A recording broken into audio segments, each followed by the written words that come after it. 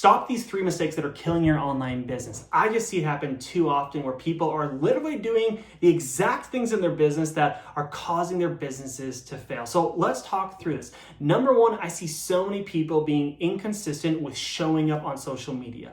Yes, it would be amazing if you could simply post once a week and not do anything else and clients would come to you. But so many of you are expecting to get clients consistently without you showing up consistently. And so you need to become the person who can do the right activities and be consistent so that you can actually get consistent results. This is the first stage. When you become an entrepreneur, you have to realize that when people see how you behave on social media, they will trust you or they will not.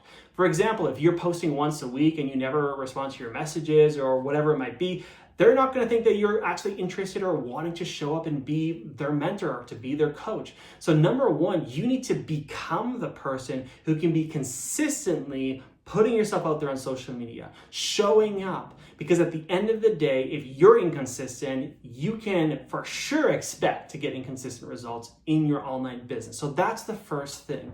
The second thing that I see so many people, the biggest reason why they're not actually getting further ahead is because they think they know everything. I made a post the other day basically being like, once I got to 6 figures, I thought I knew everything. And now that I've built my business a lot bigger and helped many people build their businesses, I feel like I don't know as much. And this is the case. A lot of you have this new enthusiasm as an entrepreneur. You're like, I can do this. I'm going to build this. I have the resources. I'm smart enough. And that's great. You're a great person. You have a healthy ego. That's great.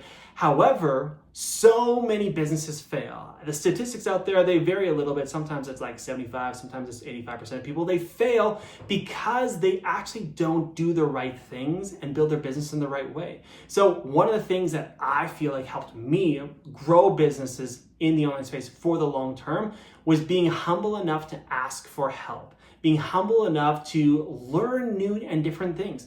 Humble enough to actually realize that my way is not always the best way.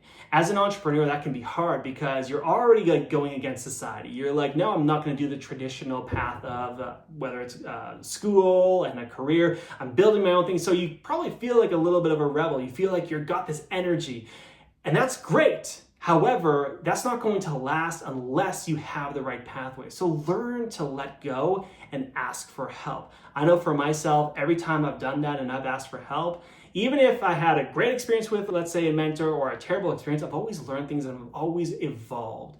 And that's something that I think that I'm just going to keep doing for the rest of my life. And one of the reasons why I do the work I do is because I see that mentorship has helped me so much that I need to help other people with it as well. So those are the first 2 things that you need to be working on.